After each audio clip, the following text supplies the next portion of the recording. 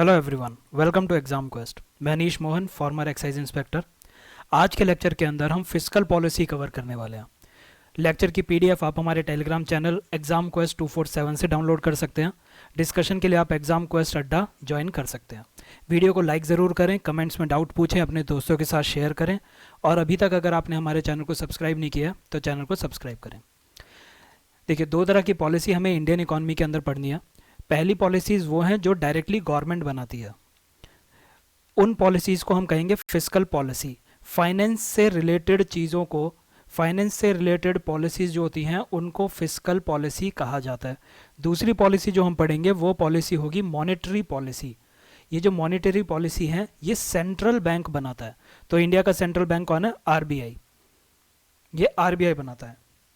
इसके अंदर हम मनी से रिलेटेड चीज़ों को पढ़ेंगे। मनी की सप्लाई बढ़ाते कैसे हैं, कम कैसे करते हैं, क्रेडिट की सप्लाई बढ़ाते कैसे हैं, कम कैसे करते हैं, ये सारी चीज़ें मॉनेटरी पॉलिसी के अंदर पढ़ेंगे। फिस्कल पॉलिसी गवर्नमेंट की पॉलिसी होती है। चलिए, मान लीजिए आपको अपना घर चलाना है, तो घर चलाने के लिए आपको कहीं ना कहीं से कुछ पैसा चाहिए होगा। ये जो पैसा है या तो आपकी इनकम हो सकती है कि आप कहीं पे काम कर रहे हैं, वहाँ से आपको सैलरी मिलती है, या फिर आपने स्टॉक मार्केट में पैसा लगा रखा है, वहाँ से पैसा आ रहा है, या कहीं से भी आपकी एक इनकम आ रही है जो आपको रेगुलरली मिलती जा रही है। या तो इनकम हो सकती है, या कभी कभी हो सकता है कि आपकी इनकम पूरी नहीं पड़ रही है, तो आप कहीं से क्या करेंगे, आप कहीं से लोन ले लेंगे। ये काम कर सकते हैं। तीसरा काम क्या कर सकते हैं कि आपकी इनकम जो है वो पूरी नहीं पड़ रही थी, आपने लोन ले लिया, फिर लोन लेने के बाद भी जो खर्चा है वो पूरी तरह से नहीं हो पा रहा था, तो आपने क्या करना चालू कर दिया, अपने चीज़ों को बेचना चालू कर दिया। क्या कर रहे हैं आप? अपने एसेट्स को सेल ऑफ कर रहे हैं। तो ये तीन तरह की आप इनकम देखिए यहाँ पे। तो ये वाली जो इनकम है, लोन लेना, ये आप प्रेफर नहीं करेंगे क्योंकि इस पर आपको इंटरेस्ट देना पड़ेगा, ब्याज देना पड़ेगा। दूसरा, आप अपने एसेट्स को, जैसे आपने फिल्मों में देखा होगा कि ज्वेलरी बेचनी पड़ जाती है, घर गिरवी रखना पड़ जाता है, तो आप अपने एसेट्स को भी नहीं बेचना चाहेंगे। तो हम क्या कह सकते हैं कि जो आपके पास पैसा आ रहा है, जो आप रिसीव कर रहे हैं, जो आपकी रिसीट्स हैं, वो या तो आपकी इनकम हो सकती है या फिर लोन या फिर एसेट। इसमें से अच्छा क्या है? ये पॉजिटिव है। इन दोनों को आप कहेंगे कि ये मेरे लिए नेगेटिव है। मैं कोशिश करूँगा कि ये मेरे लिए कम रहे, ज़्यादा ना बढ़े, और मैं कोशिश करूँगा कि मेरी ये वाली जो चीज़ है ये ज़्यादा रहे। तो ये वाली वो चीज़ है जो बार बार रेगुलरली आ रही है, ये आपकी इनकम कह सकते हैं हम इसको। ठीक है, ये आप है यहाँ पे मान लीजिए। और ये जब पैसा आएगा तो आप इससे क्या करेंगे? इससे आप करेंगे एक्सपेंडिचर, इससे आप अपना खर्चा करेंगे। अब ये जो खर्चा है, ये खर्चा भी दो तरीके का हो सकता है। एक खर्चा तो वो वाला है जो आपको हर महीने करना ही है, जैसे रेंट देना है, दूध वाले का बिल पे करना है, ठीक है, आपको और भी ढेर सारी चीज़ें, बच्चों के स्कूल की फीस देनी है। ये वो चीज़ें हैं जो आपको हर महीने देनी ही देनी है। इसमें आप वो नहीं कर सकते कि मैं कहीं पे कटौती कर लूँ। दूसरा आपका खर्चा क्या होता है?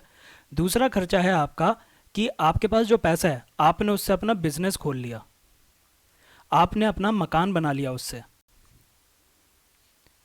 ठीक है, मकान बना लिया, एक गाड़ी खरीद लिया आपने। ये जो आपके पास पैसा आ रहा है, इससे आप ये सारी चीज़ें कर रहे हैं। तो ये जो चीज़ें हैं ये आपके लिए क्या बढ़ा रहे हैं? ये आपके लिए एक प्रोडक्टिव चीज़ बढ़ा रहे हैं, है ना। अगर आप बिजनेस में इन्वेस्ट कर रहे हैं तो इस बिजनेस से आपको कमाई होगी कुछ। घर के अंदर इन्वेस्ट कर रहे हैं तो हो सकता है अब आपको रेंट ना देना पड़े, ठीक है। ये आपका खुद का मकान हो गया, ये आपकी क्या हो गई? एसेट हो गई। कल को आपको ज़रूरत पड़ी तो आप इस मकान को बेच भी सकते हैं, बहुत बड़ी एसेट है। गाड़ी भी आपके लिए एसेट हो सकती है। तो ये वाला जो खर्चा है, ये खर्चा क्या आप बार बार ही करते हैं? क्या आप बार बार ही मकान खरीदते रहेंगे? नहीं, एक दो बार ही होगा। बिजनेस के अंदर भी आप एक बार ही पैसा डालेंगे, दो बार ही पैसा डालेंगे। ऐसा तो है नहीं कि हर बार हर महीने आप एक नया बिजनेस खोल रहे हैं, ऐसा नहीं होता है। गाड़ी के साथ भी सेम है। तो हम क्या कह सकते हैं? खर्चे भी दो तरीके के हैं। एक तो खर्चा वो है जो बार बार ही हो रहा है, रिकरिंग खर्चा है ये। और दूसरा खर्चा क्या है? जो वन टाइम हो रहा है, वन टाइम हो रहा है। जो रिकरिंग खर्चा है, जब आप बिल पे कर रहे हैं तो इससे आपको कोई प्रोडक्टिव चीज़ मिल रही है क्या? नहीं, आपने तो सिर्फ बिजली यूज़ कर ली। आपने जो रेंट दिया है, इस रेंट से आपको सिर्फ रहने की जगह मिल रही है, पर क्या आपकी इससे कोई कमाई हो रही है? आज की डेट में तो कोई कमाई नहीं हो रही, कल भी कमाई नहीं होगी रेंट देने से। स्कूल की फीस से भी, इसको भी आप एक तरह से ऐसी देख के चलिए, आपने स्कूल की फीस दे दी पर बदले में आपको क्या मिल रहा है? सिर्फ आपका बच्चा पढ़ रहा है, लेकिन क्या आपकी इससे कमाई हो रही है आज की डेट में? तो वो कमाई भी नहीं हो रही। तो ये वो वाले खर्चे हैं जो रिकरिंग होते हैं, बार बार ही हो रहे हैं, लेकिन ये प्रोडक्टिव नहीं है, ये अनप्रोडक्टिव खर्चा है। बार बार ही हो रहा है पर अनप्रोडक्टिव है। बिजनेस जो है वो एक बार, ये वाला जो खर्चे हैं ये एक बार ही हो रहे हैं, लेकिन ये प्रोडक्टिव खर्चे हैं। तो हमने क्या देखा कि जो हमारी कमाई हो रही है, अगर हम ये देखें हमारे पास जो आ रहा है उसमें पॉजिटिव चीज़ क्या है, हमारे पास जो आ रहा है हमें वो पसंद होगा जो हमारे पास बार बार ही आ जाए। हमारे पास जो बार बार ही आ जाए वो हमें पसंद है। लेकिन खर्चे में हमें कौन सा वाला पसंद है? जो कि एक बारी ही करना है। ये अभी पूरा का पूरा डिस्कस किया, एक बार ही कर रहे हैं तो ये प्रोडक्टिव है। आपने बिजनेस खोला तो इससे आपकी कमाई होगी ना, घर खोला तो आपका एसेट इंक्रीज हो रहा है। तो आप कमाई चाहते हैं बार बारी हो, खर्चा आप चाहते हैं एक बारी वाला हो, ठीक है। और नेगेटिव क्या है? नेगेटिव इस केस में क्या है? नेगेटिव है वो वाला खर्चा जो, नेगेटिव है वो वाली कमाई जो एक बार हो रही है। ये लोन जो है एक बार ही मिला है तुम्हें, एसेट तुम एक ही बार तो बेच सकते हो। ये एक बारी की चीज़ें जो हैं, अगर तुम्हारे पास जो पैसा आ रहा है वो एक बारी में आ रहा है तो वो उसको आप नेगेटिव मान के चलेंगे।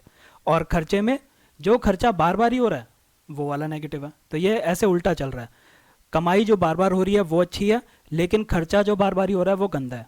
कमाई जो एक ही बार में हो रही है वो गंदी है, और खर्चा जो एक बारी में हो रहा है वो अच्छा है, ठीक है। ये समझ गए होंगे आप कि ये प्रोडक्टिव क्यों है, क्योंकि ये कमाई करवाता है, ये नहीं कराता।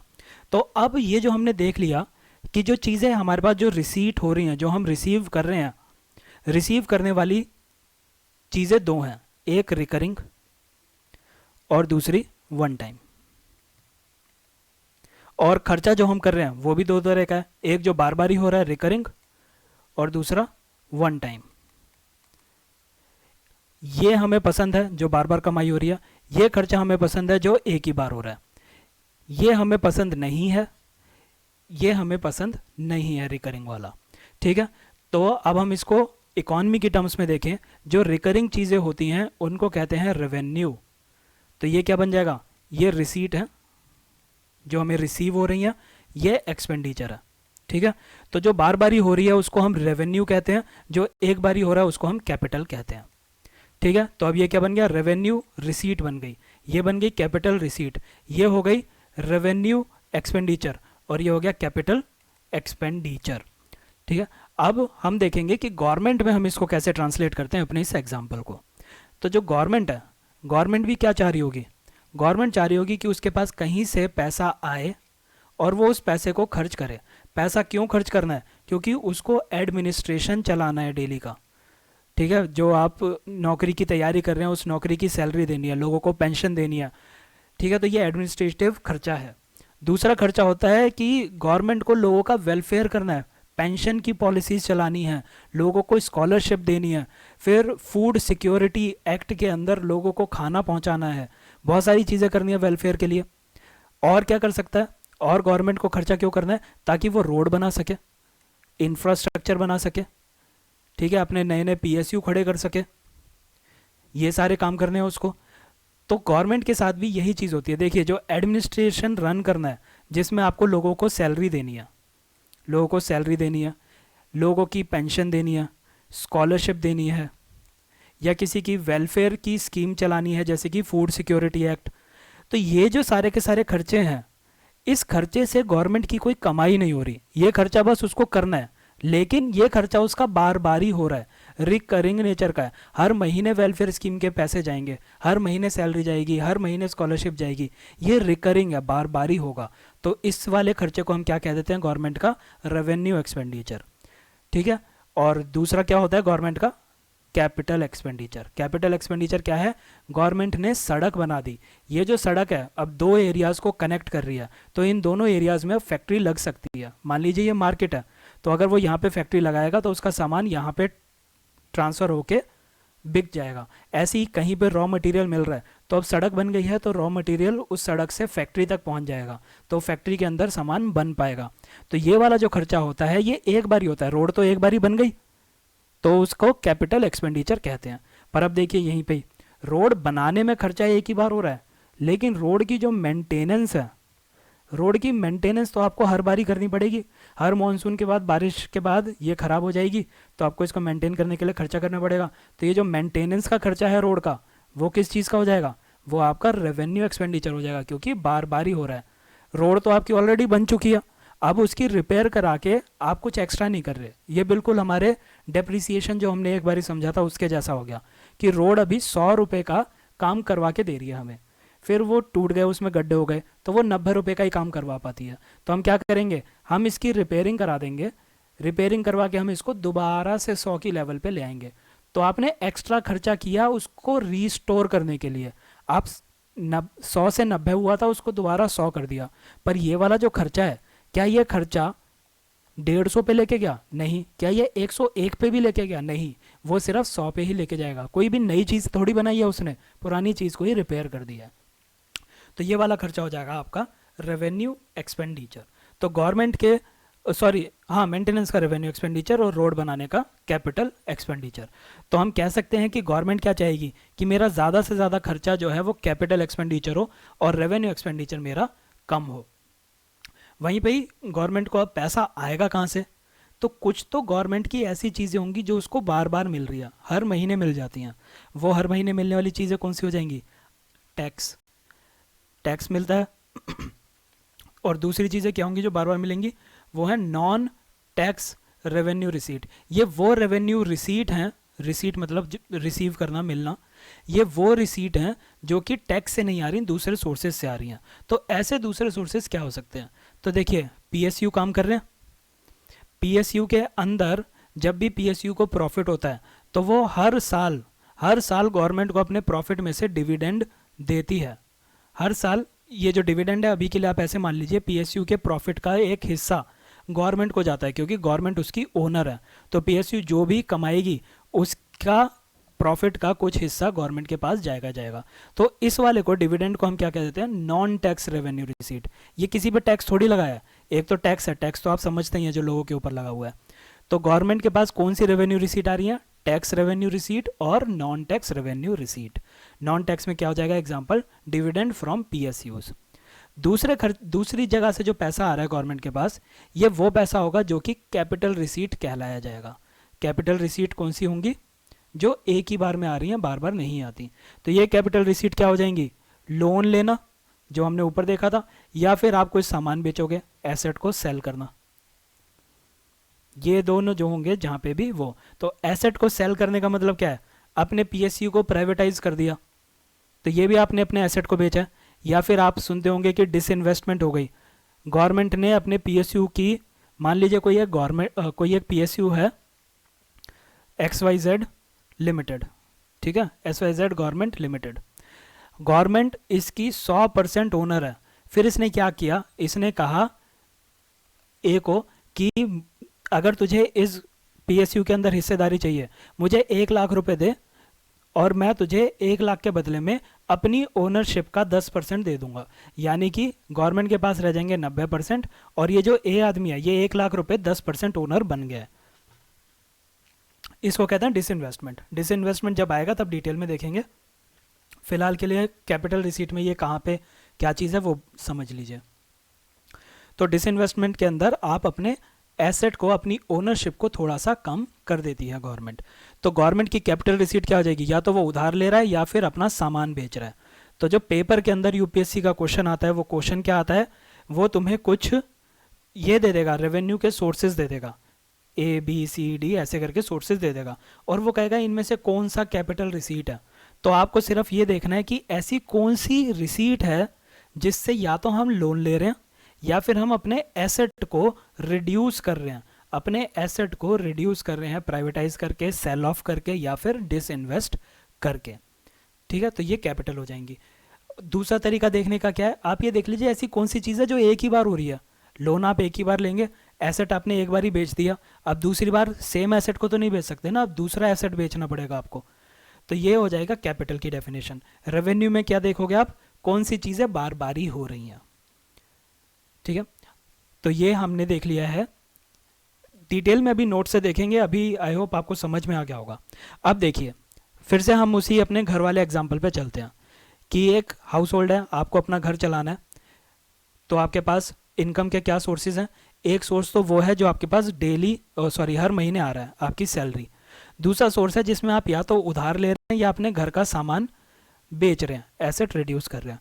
तो आप क्या चाहेंगे कि ये ज़्यादा है ना, और आपका खर्चा किस में हो रहा है, आपका खर्चा हो रहा है कुछ ऐसी चीज़ों में जो कि आपको हर महीने देना है, रेंट हो गया, फीस हो गई, ये सारी चीज़ें हो गई, ये अनप्रोडक्टिव कहते हो आप।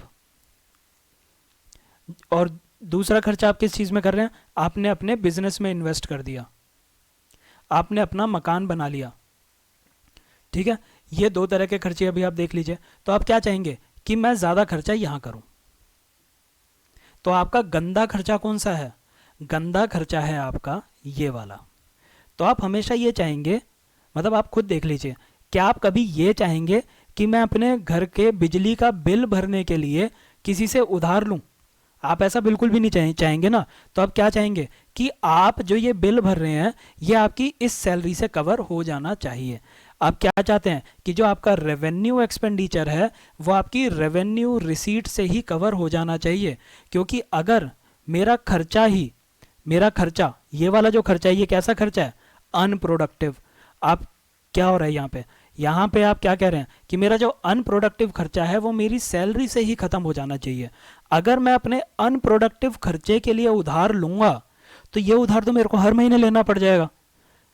ये वो खर्चा है जिस खर्चे से मेरी कभी कोई कमाई नहीं हो रही, मैं सिर्फ बिजली का बिल भर रहा हूँ, मेरी इस बिल से कोई भी कमाई नहीं हुई। तो अगर मैं ऐसी चीज़ के लिए लोन लूंगा जिससे मेरी कमाई नहीं हो रही, तो अगले महीने मेरे को दोबारा से लेना पड़ेगा, फिर उसके बाद मेरे को दोबारा से लेना पड़ेगा, फिर एक टाइम आएगा जब मैं सिर्फ लोन ही लोन लेता जाऊंगा और मेरी सारी की सारी सैलरी लोन चुकाने में चली जाएगी। तो आप क्या चाहते हैं कि आपका जो अनप्रोडक्टिव खर्चा है वो आपकी रेवेन्यू रिसीट से ही हो जाए, आप यही चाहेंगे। तो आप क्या चाह रहे हैं कि ये जो मेरा गंदे वाला खर्चा है ये गंदे वाला खर्चा मेरी इस इनकम से ही पूरा हो जाए, इसके लिए मेरे को कोई गंदी गंदी रिसीट यूज़ ना करनी पड़े। आप नहीं चाहेंगे कि आप अपना बिजली का बिल भरने के लिए आपको अपनी गाड़ी बेचनी पड़ जाए, आप नहीं चाहेंगे कि अपने मकान का रेंट देने के लिए आपको अपने कोई और जेवर बेचने पड़ जाए, ज्वेलरी बेचनी पड़ जाए, या बैंक से उधार लेना पड़ जाए रेंट लेने के लिए। तो आप क्या चाहते हैं, आपका गंदा खर्चा आपकी अच्छी रिसीट में से ही पूरा हो जाए, वरना आपको अपने गंदे खर्चे के लिए भी लोन लेना पड़ेगा। आप क्या चाहेंगे, जब भी मैं लोन लूं तो वो मेरा लोन प्रोडक्टिव खर्चे में जाना चाहिए। मैं लोन लेके अपने बिजनेस को बढ़ाऊं तो कल को वो बिजनेस मेरे को प्रॉफिट देगा और फिर मैं उस प्रॉफिट से अपने लोन को चुका पाऊंगा, इजीली उसको मैं चुका दूंगा। तो ये चीज़ आप चाहते हैं। यहाँ तक आई होप समझ में आ गया होगा आपको। अब हम आगे कॉन्सेप्ट देखते हैं अपने। तो घर वाले एग्जाम्पल को अब यहीं पे छोड़ते हैं, अब हम देखेंगे गवर्नमेंट के खर्चे और एग्जाम्पल वगैरह। तो एक अगर हम यहीं पे चार्ट बनाना चाहें तो चार्ट कैसे बन जाएगा कि ये कोई भी गवर्नमेंट है, गवर्नमेंट के कुछ रिसीट होंगी जो उसको मिल रही हैं वो रिसीट, कुछ उसके खर्चे होंगे। खर्चों में कुछ खर्चे आपके रिकरिंग होंगे, कुछ खर्चे आपके वन टाइम होंगे। ऐसी रेवेन्यू के अंदर कुछ रिसीट के अंदर कुछ रिसीट आपकी रेवेन्यू रिसीट होंगी, कुछ आपकी कैपिटल रिसीट होंगी। ठीक है, रेवेन्यू के अंदर कौन से हो जाएंगे, या तो आपके टैक्स सोर्सेज होंगे जो आपको टैक्स से आ रहा है, हर बार ही आता है, या फिर आपके नॉन टैक्स सोर्सेज हो जाएंगे। नॉन टैक्स सोर्सेज जैसे कि पीएसयू का डिविडेंड जब भी पीएसयू को प्रॉफिट होगा वो गवर्नमेंट को देगी, हर बारी देगी, बार बारी देगी, तो ये रिकरिंग है, इसलिए रेवेन्यू रिसीट के अंदर आता है। कैपिटल रिसीट के अंदर आपकी हो जाएगी या तो आप लोन लेंगे या फिर अपने एसेट को रिड्यूस करेंगे, जैसे कि डिसइन्वेस्टमेंट। खर्चे में जो बार बारी खर्चा हो रहा है, तो बार बारी खर्चे में क्या आ जाएगा, रोड की मेंटेनेंस करोगे आप, लोगों की पेंशन पे करोगे, स्कॉलरशिप दोगे, सब्सिडीज दोगे। सब्सिडी जो है वो आप जो फार्मर को सब्सिडी दे रहे हो उससे गवर्नमेंट को एक्चुअली में कुछ नहीं मिलता, इसलिए वो सब्सिडी हमेशा रिड्यूस करने की बात करती है। डे टू डे एडमिनिस्ट्रेशन को रन करने के काम आएगा, जो आईएएस ऑफिसर, ईपीएफओ के ऑफिसर्स की सैलरी देनी है, तो उसके लिए भी ये रिकरिंग एक्सपेंडिचर चाहिए होता है। और वन टाइम एक्सपेंडिचर क्या हो जाएगा, जहाँ पे आप इंफ्रास्ट्रक्चर बना रहे हैं, जहाँ पे आप इंडस्ट्री के अंदर पैसा लगा रहे हैं।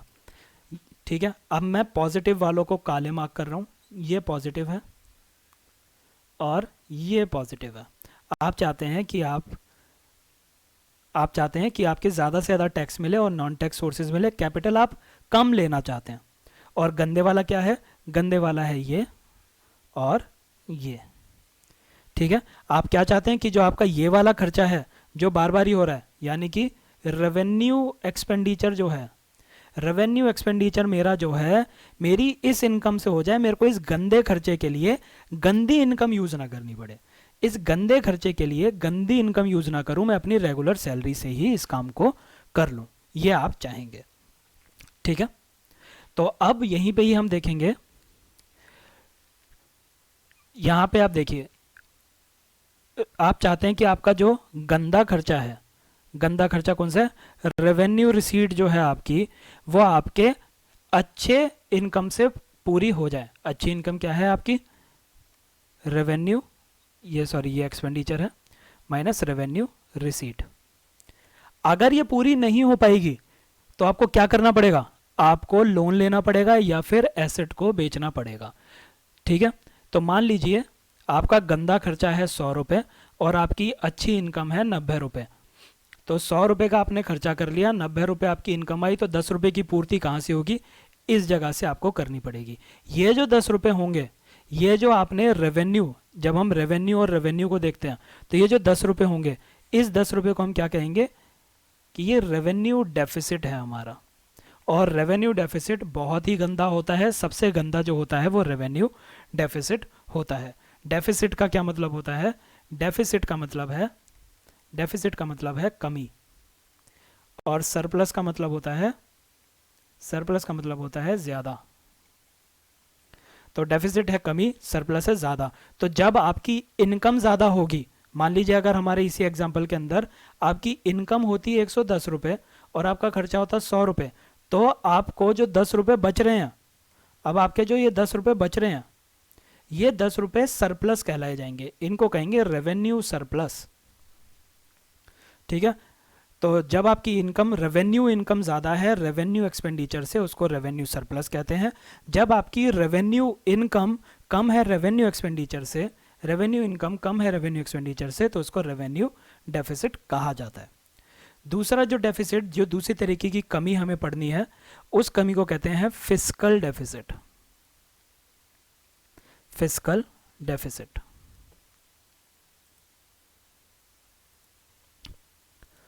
इस कमी के अंदर हम ये देखते हैं, इसको लिखते हैं फिस्कल डेफिसिट, एफडी।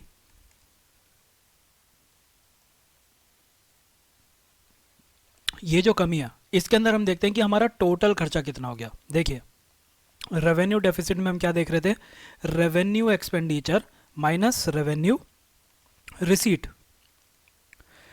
एफडी के अंदर हम देख रहे हैं टोटल एक्सपेंडिचर, यानी कि रेवेन्यू प्लस में कैपिटल आ जाएगा ना ये,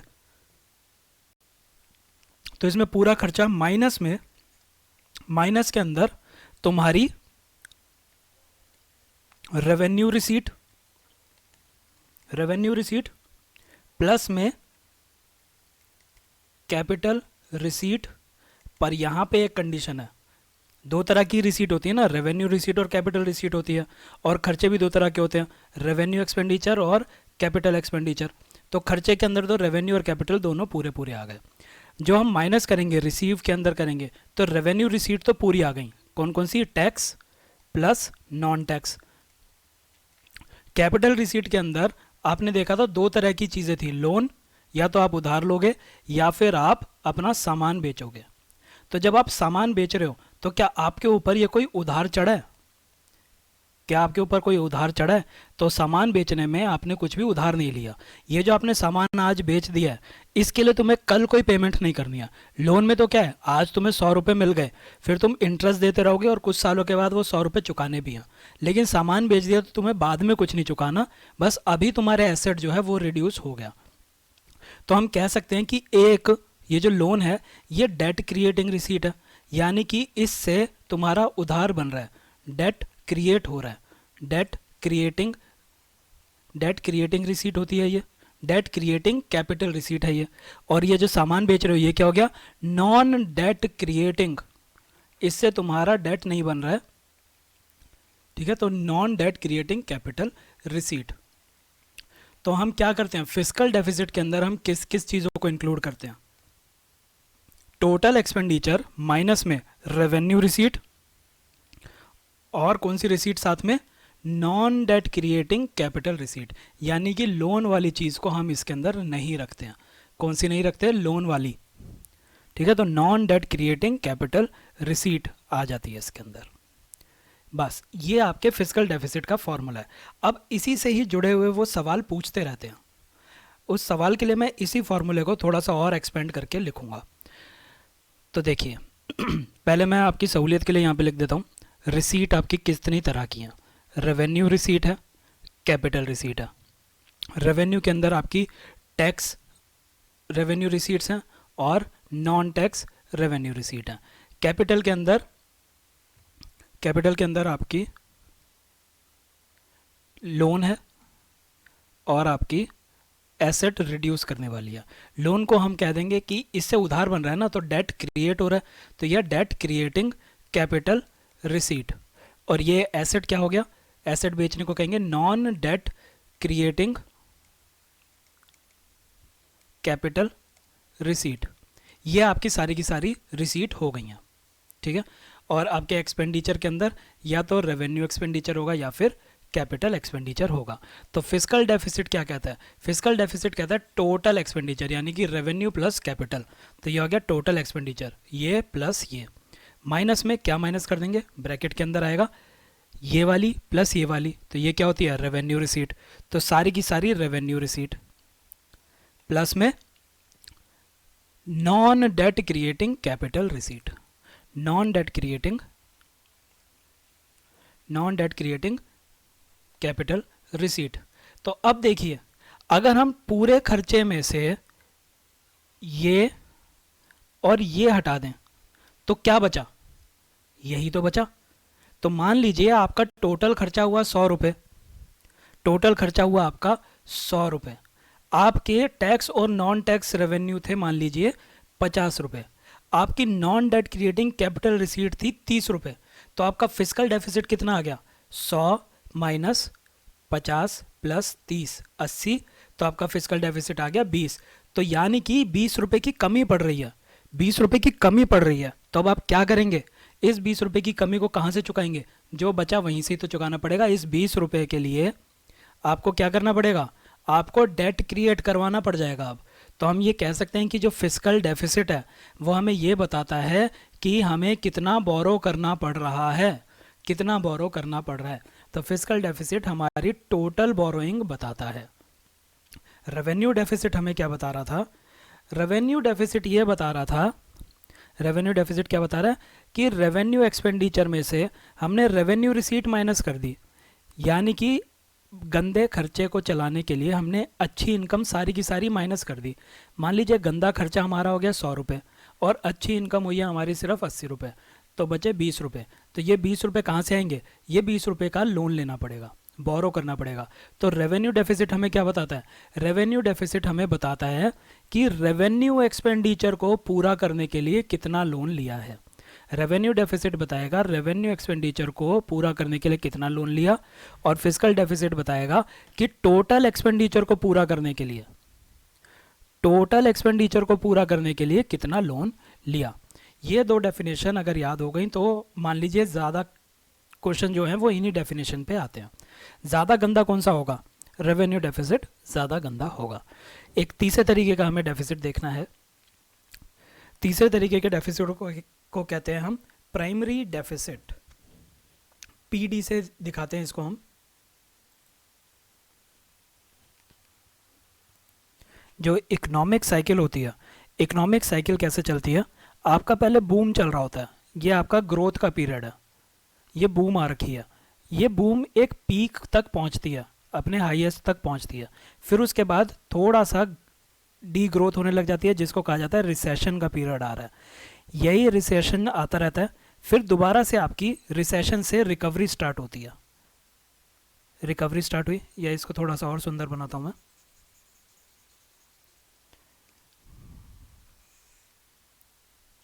ये आपके बूम चल रहा है, पीक आई, फिर ये तुम्हारा रिसेशन आया। रिसेशन डिप्रेशन में भी कन्वर्ट हो सकता है। फिर यहाँ पे आपकी ये रिकवरी स्टार्ट हो रही है, रिकवरी के बाद फिर से बूम पीरियड आ रहा है, बूम पीरियड पीक में बदलता है, फिर आपकी रिसेशन आती है। तो ये साइकिल ऐसे ही चलती रहती है, boom peak, recession, recovery. Boom, peak, recession, recession, recovery. अगर यहाँ पे रिसेशन पे कुछ काम नहीं किए गए तो क्या बन जाता है, ये और नीचे चला जाता है और ये बन जाता है डिप्रेशन। डिप्रेशन पूरी दुनिया में सिर्फ एक ही बार आया है और इस डिप्रेशन को कहा गया है great economic depression of 1930s। 1930 में 1929 से लेके 32 तक ये डिप्रेशन रहा था। तो डिप्रेशन में क्या होता है, कोई भी इकोनॉमिक एक्टिविटी नहीं हो रही होती, नो इकोनॉमिक एक्टिविटी। तो जब ये 1930 का डिप्रेशन चल रहा था तो जॉन मेनार्ड कीन्स ने कुछ थ्योरी दी। ये थ्योरी यूपीएससी भी पूछती रहती है और आपकी भी इकोनॉमिक की अंडरस्टैंडिंग के लिए ये इंपॉर्टेंट है। तो इसने क्या थ्योरी दी, इसने कहा कि जो डिप्रेशन का पीरियड है या फिर रिसेशन का भी पीरियड आप मान लीजिए, इन दोनों ही केस में क्या हो रहा है, कोई भी इकोनॉमिक एक्टिविटी नहीं हो रही। इकोनॉमिक एक्टिविटी नहीं हो रही यानी कि उस टाइम पे क्या है, ये यूएस वगैरह जो है सारी कैपिटलिस्ट कंट्री है। तो इन कैपिटलिस्ट कंट्री के अंदर सारी की सारी इकोनॉमिक एक्टिविटी की भागदौड़ जो है वो प्राइवेट सेक्टर के पास होती है। तो जॉन मेनार्ड कीन्स ने क्या कहा कि इस टाइम पे कोई भी प्राइवेट सेक्टर इन्वेस्ट नहीं कर रहा, प्राइवेट सेक्टर इन्वेस्ट नहीं कर रहा। अगर प्राइवेट सेक्टर इन्वेस्ट नहीं करेगा तो लोगों को सैलरी नहीं दे पाएगा, लोगों के पास सैलरी नहीं जाएगी, लोगों के पास सैलरी नहीं जाएगी तो लोग चीज़ों को खरीद नहीं पाएंगे, तो इकॉनमी के अंदर डिमांड कम हो जाएगी। अगर डिमांड कम हुई तो क्या होगा, तो फैक्ट्री वाले अपनी प्रोडक्शन को कम कर देंगे। डिमांड नहीं है ना उसके सामान की, तो वो प्रोड्यूस क्यों करता है, प्रोडक्शन कम करेगा। प्रोडक्शन कम करेगा तो वो ज़्यादा लोगों को हायर क्यों करे। पहले 100 चीज़ें बना रहा था, 100 लोग बना रहे थे, अब वो 90 चीज़ें बना रहा है तो 90 ही लोग बनाएंगे, तो 10 लोग अनएम्प्लॉयड हो गए। तो क्या होगा, प्रोडक्शन कम होगी तो एम्प्लॉयमेंट कम हो जाएगी, यानी कि अनएम्प्लॉयमेंट बढ़ जाएगी। अनएम्प्लॉयमेंट बढ़ी अगर तो फिर से लोगों की सैलरी नहीं मिल रही, लोगों की सैलरी नहीं मिल रही तो डिमांड नहीं करेंगे, फिर प्रोडक्शन। तो ये एक नेगेटिव साइकिल जिसको कहते हैं विशियस साइकिल, ये विशियस साइकिल स्टार्ट हो जाएगी और इकोनॉमी जो है वो कभी भी रिकवर नहीं कर पाएगी। तो इस टाइम पे जॉन मेनार्ड कीन्स ने क्या कहा कि इस टाइम पे प्राइवेट सेक्टर इन्वेस्ट नहीं कर रहा है, प्राइवेट सेक्टर इन्वेस्ट नहीं कर रहा, तो ये विशियस साइकिल स्टार्ट हो गई है। तो इस साइकिल को तोड़ने के लिए गवर्नमेंट को क्या करना चाहिए, गवर्नमेंट को पैसा डालना चाहिए, गवर्नमेंट को इन्वेस्ट करना चाहिए। और गवर्नमेंट कैसे इन्वेस्ट करे, गवर्नमेंट लोगों को पकड़ के आए और उनसे बोले कि गड्ढा खोद, और लोगों को उस गड्ढा को खोदने के पैसे दे दें। तो लोगों के पास पैसे आ जाएंगे, पैसे आएंगे तो वो डिमांड करेंगे, डिमांड इंक्रीज होगी, डिमांड इंक्रीज होगी तो प्रोडक्शन इंक्रीज होगी, प्रोडक्शन इंक्रीज होगी तो एम्प्लॉयमेंट बढ़ेगा, फिर एम्प्लॉयमेंट बढ़ेगा तो सैलरी आ जाएगी। तो जॉन मेनार्ड कीन्स ने क्या कहा कि अगर वैसे तो तुम कैपिटलिस्ट सेक्टर को, प्राइवेट सेक्टर को चलने दो, पर अभी कभी अगर रिसेशन आता है या डिप्रेशन आता है तो गवर्नमेंट को इंटरवीन करना चाहिए और गवर्नमेंट को पैसे डालने चाहिए इकॉनमी के अंदर। और गवर्नमेंट पैसा कैसे डालेगी, लोगों से बोलेगी कि गड्ढा खोद और उस गड्ढे को खोदने के पैसे दे दो लोगों को, तो लोगों के पास पैसा आ गया, वो डिमांड करेंगे। फिर क्या कहेंगे कि तुमने जो ये गड्ढा खोदा था अब इस गड्ढे को भर दो, और इस गड्ढे को भरने के भी पैसे दो लोगों को। तो इस तरह से इकॉनमी के अंदर डिमांड स्टार्ट होने लग जाएगी और इकॉनमी जो है वो रिकवर करने लग जाएगी। तो गवर्नमेंट क्यों इन्वेस्ट करना चाहती है, गवर्नमेंट क्यों खर्चा करना चाहती है, एक तो जो पीछे रीज़न बताए ग्रोथ बढ़ाने के लिए, दूसरा लोगों के पास पैसा पहुंचाने के लिए रिसेशन के टाइम पे, या किक स्टार्ट करने के लिए इकॉनमी को, किक स्टार्ट कह लीजिए या फिर रिवाइव कह लीजिए, कि इकॉनमी को रिवाइव करने के भी काम आती है। अब हम बात करेंगे टैक्सेस के बारे में, ये लास्ट टॉपिक होगा इस वीडियो का, बाकी जो फिस्कल पॉलिसी है वो हम अगली वीडियो में करेंगे। तो टैक्सेस जो हैं हमारे, 3 तरह के टैक्स हो सकते हैं। पहला टैक्स होता है आपका progressive taxation. Progressive taxation, progressive taxation क्या है कि अगर तुम्हारी इनकम है 10 रुपये तो 10% टैक्स, अगर इनकम है 20 रुपये तो 20% टैक्स, अगर इनकम है 30 रुपये तो 30% टैक्स। यानी कि जैसे जैसे इनकम इंक्रीज हो रही है वैसे वैसे टैक्स परसेंटेज इंक्रीज हो रहा है। यानी कि जो गरीब है वो कम टैक्स पे करेगा, जो अमीर है वो ज़्यादा टैक्स पे करेगा। इसको कहा जाता है प्रोग्रेसिव टैक्सेशन। अगली चीज़ जो होती है उसको कहते हैं regressive taxation. Regressive taxation, regressive taxation के अंदर क्या होता है, अगर तुम्हारी इनकम है 10 रुपये तो तुम 30% पे करोगे, अगर इनकम है 20 रुपये तो परसेंट पे करोगे। अगर इनकम है 30 रुपये तो 10% पे करोगे। यानी इनकम जैसे जैसे इंक्रीज होती है वैसे वैसे तुम्हारा टैक्सेशन कम होता है, यानी कि ज़्यादा इनकम वाला कम परसेंटेज पे करेगा, ठीक है, और कम वाला ज़्यादा परसेंटेज अपनी इनकम का पे करेगा। ये रिग्रेसिव होता है। और तीसरा होता है तुम्हारा प्रोपोर्शनल। प्रोपोर्शनल का क्या मतलब है, हमें फ़र्क नहीं पड़ता तुम्हारी इनकम क्या है, टैक्स जो है वो सबके लिए 30% है। तुम चाहे 10 कमाओ तो भी 30, तुम 30 कमाओ तो भी 30। तो प्रोपोर्शनल के अंदर टैक्स रेट फिक्स रहता है, इनकम चाहे कोई भी हो। रिग्रेसिव के अंदर इनकम बढ़ती है तो टैक्स कम होता है, इनकम बढ़ती है तो टैक्स कम होता है। प्रोग्रेसिव के अंदर इनकम बढ़ती है तो टैक्स भी बढ़ता है। तो इंडिया के अंदर जो हमारी इनकम के ऊपर टैक्स लगता है, इनकम टैक्स, वो प्रोग्रेसिव टैक्सेशन है। स्लैब में बटा हुआ है। 2.5 लाख से ज़्यादा अगर किसी की सैलरी है तो उसका 10% टैक्स, किसी की 5 लाख तक सैलरी है तो उसका 20%, किसी की 10 तक है तो 30%। ये जो एग्जैक्ट है, जब बजट देखेंगे तब आप देख लीजिएगा। तो ये जो है ये सैलरी जैसे जैसे बढ़ रही है वैसे वैसे टैक्स की वो बढ़ती जा रही है, इंटरेस्ट। रिग्रेसिव टैक्सेशन के अंदर क्या हो जाता है, रिग्रेसिव टैक्सेशन ज़्यादातर आपके इनडायरेक्ट टैक्सेस जो होते हैं, इनडायरेक्ट टैक्सेस वो रिग्रेसिव होते हैं, यानी कि पुअर के ऊपर ज़्यादा बड़ी मार पड़ती है और अमीरों के ऊपर कम बड़ी मार पड़ती है। और प्रोपोर्शनल टैक्सेशन का एग्जांपल हो जाएगा आपका कॉरपोरेशन टैक्स, कॉरपोरेट टैक्स। इसके अंदर क्या है, 30% आपका टैक्स रेट है, चाहे आपकी इंडस्ट्री बड़ी हो या छोटी हो, 30% देना पड़ेगा। अब इसको रिड्यूस करके 22% कर दिया गया, ठीक है। पर ये एग्जांपल किसका है, प्रोपोर्शनल टैक्स का। तो ये हमारे 3 तरह के टैक्स होते हैं।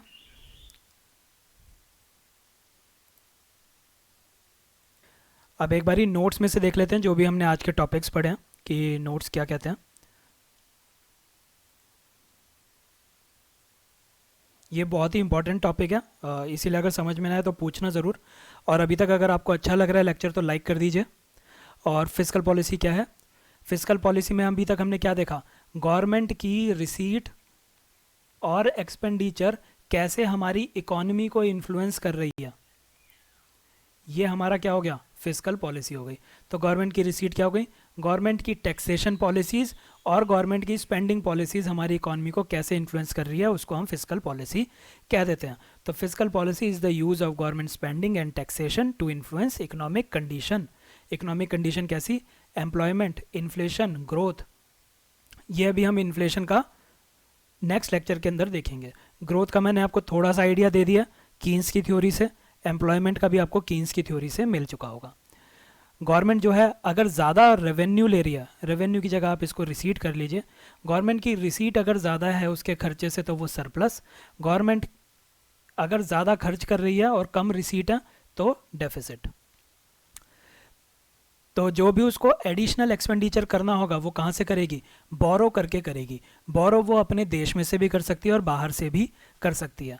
ऑब्जेक्टिव क्या होते हैं फिस्कल पॉलिसी के, लोगों का वेलफेयर करना, इन्फ्लेशन को कंट्रोल में रखना, ये हम देखेंगे अभी आगे चल के।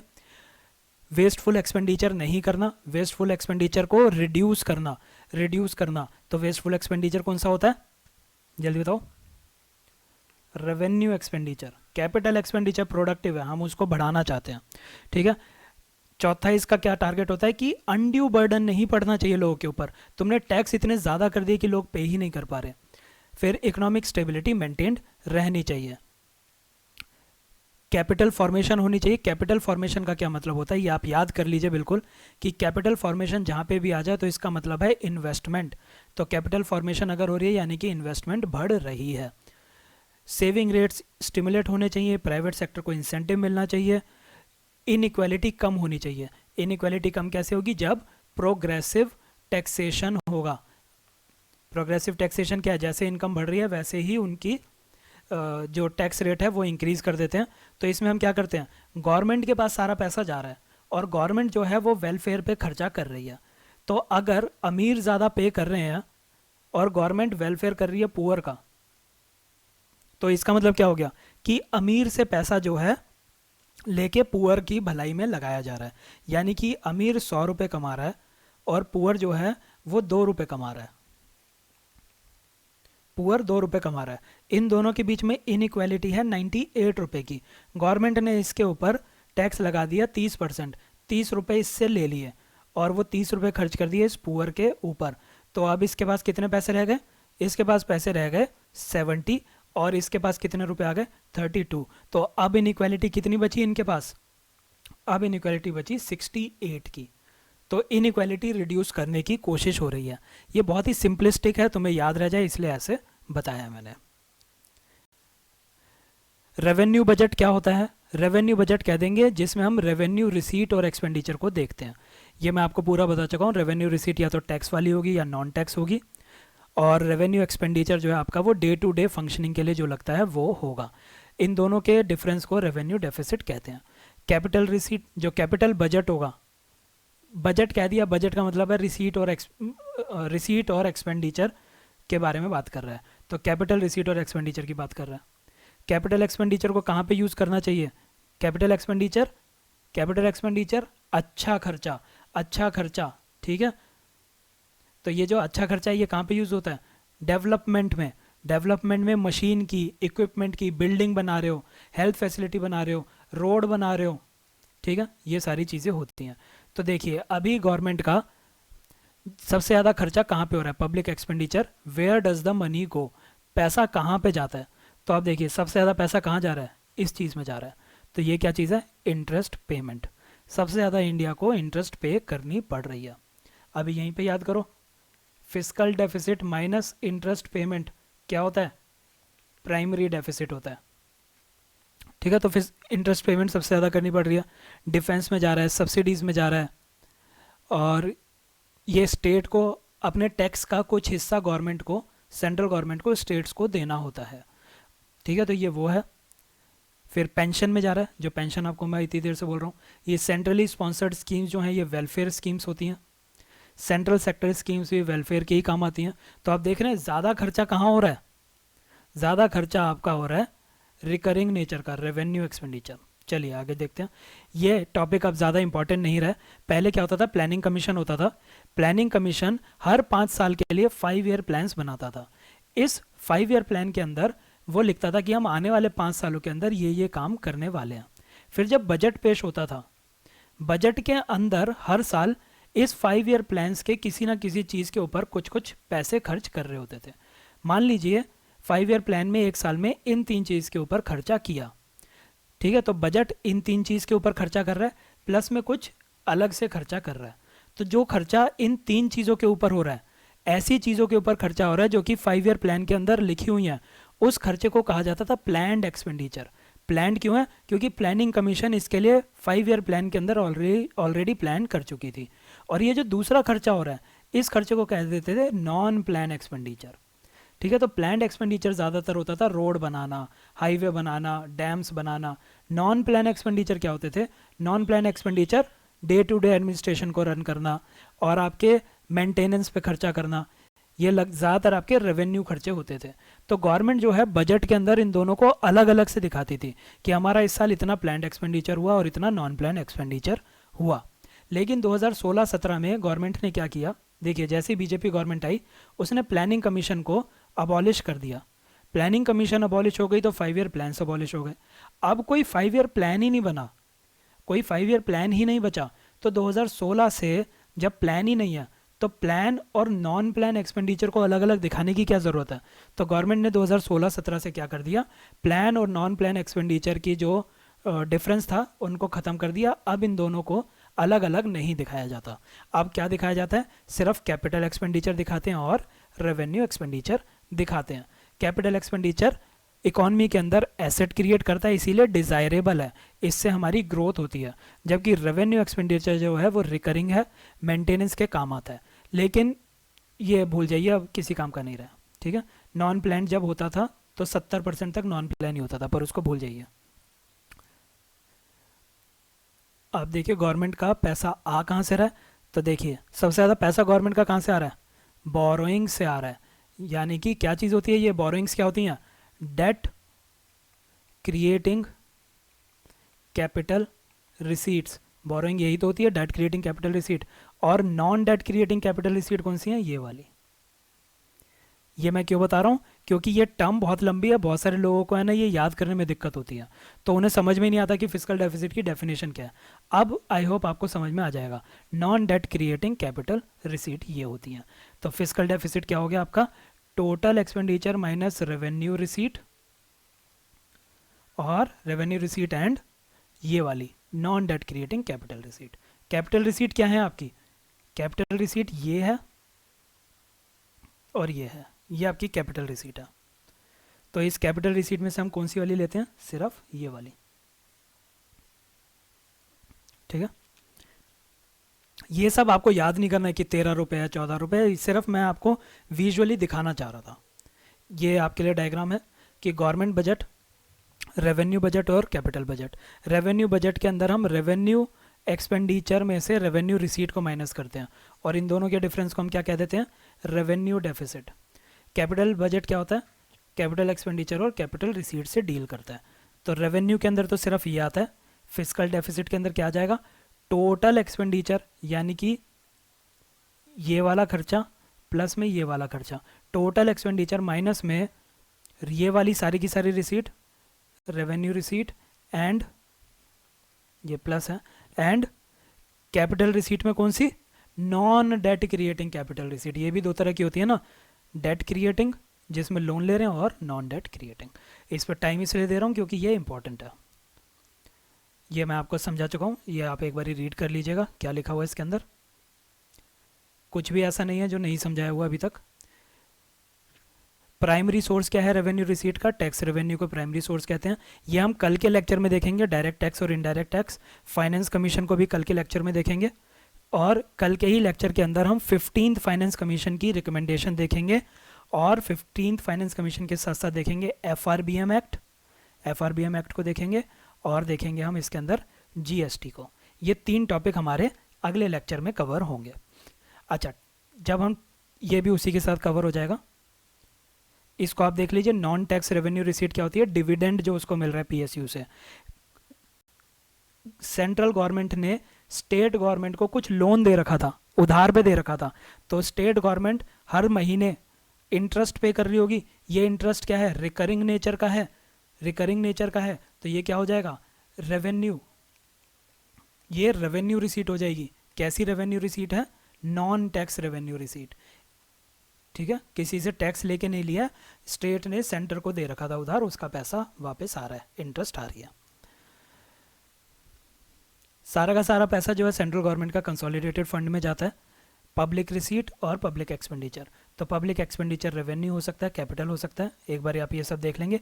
ये डिस्टिंक्शन अब खत्म हो चुकी है, प्लान्ड की डिस्टिंक्शन खत्म हो चुकी है, सिर्फ यहाँ तक डिस्टिंक्शन होती है। और रिसीट के अंदर रेवेन्यू रिसीट टैक्स वाली होगी या नॉन टैक्स होगी, ये उनके एग्जांपल्स हैं। सारे आपको याद नहीं करने, पर जितना आप देख लेंगे समझ लेंगे उतना इजी है। वेज एंड मीन्स एडवांसेस में आपको बता चुका हूँ। ये टेम्परेरी मिसमैच को सॉल्व करने के लिए सेंट्रल गवर्नमेंट आरबीआई से लेती है, 3 महीने के अंदर उसको अपने पिछले वाली पूरी करनी होती है। ये तीनों डेफिनेशन आपको बता दी गई हैं,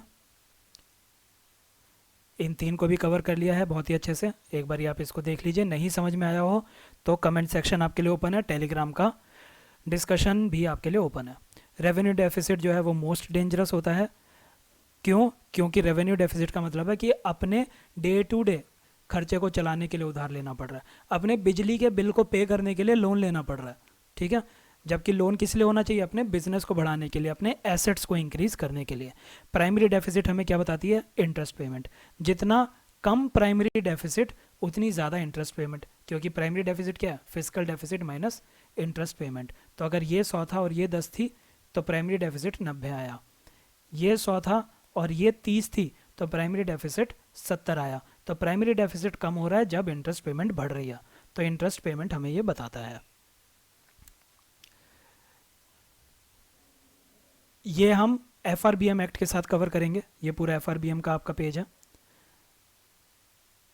मार्केट बोरोइंग भी वहीं से हो जाएगी। ये टैक्सेशन में आपको बता चुका हूँ, प्रोग्रेसिव, रिग्रेसिव और प्रोपोर्शनल। एक चीज़ रह गई इसके अंदर, लाफर कर्व आपको नहीं बताया जो आज कवर करना चाहिए, टैक्स बायंसी, और ये तो हमें कल करना है डायरेक्ट टैक्स के साथ। ये जीएसटी के साथ हमें करना है, इनडायरेक्ट टैक्सेस वाला। एक लाफर कर्व मैं इसके अंदर ढूंढ रहा हूँ, ये रहा लाफर कर्व। तो लाफर कर्व क्या कहता है, ये बहुत ही इंपॉर्टेंट है, बहुत बारी एग्जाम के अंदर इसको पूछा गया है।